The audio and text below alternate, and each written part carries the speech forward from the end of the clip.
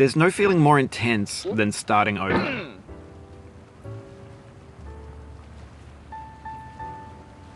If you deleted your homework the day before it was due, as I have, or if you left your wallet at home and you have to go back after spending an hour in the commute. If you won some money at the casino and then put all your winnings on red but it came up black. If you got your best shirt dry cleaned before a wedding and then immediately dropped food on it. If you won an argument with a friend and then later discovered that they just returned to their original view. Starting over is harder than starting up. If you're not ready for that, like if you've already had a bad day, then what you're about to go through might be too much. Feel free to go away and come back.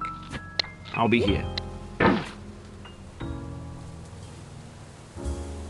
Alright, thanks for coming with me on this trip. I'll understand if you have to take a break at any point.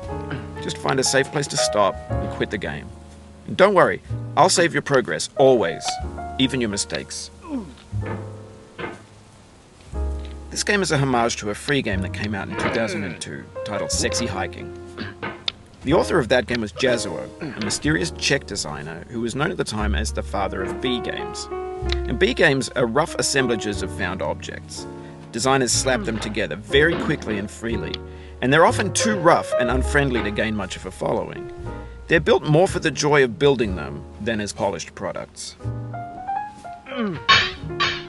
In a certain way, Sexy Hiking is the perfect embodiment of a B game.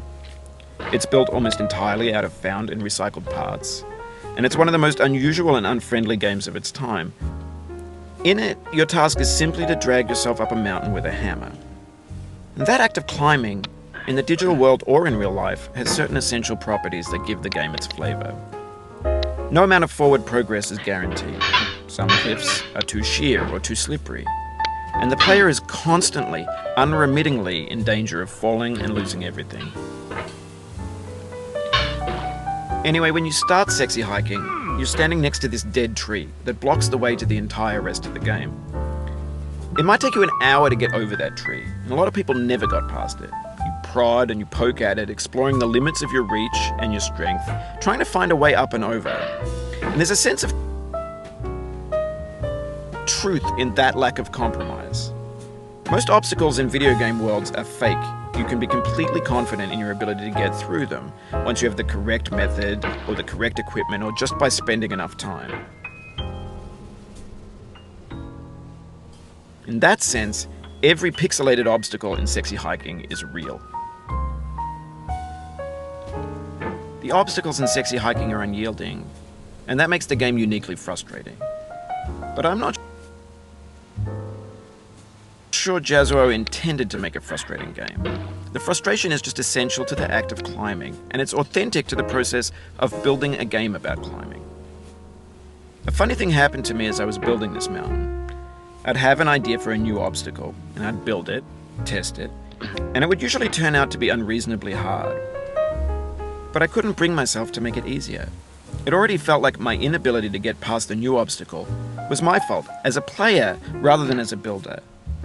Imaginary mountains build themselves from our efforts to climb them, and it's our repeated attempts to reach the summit that turns those mountains into something real.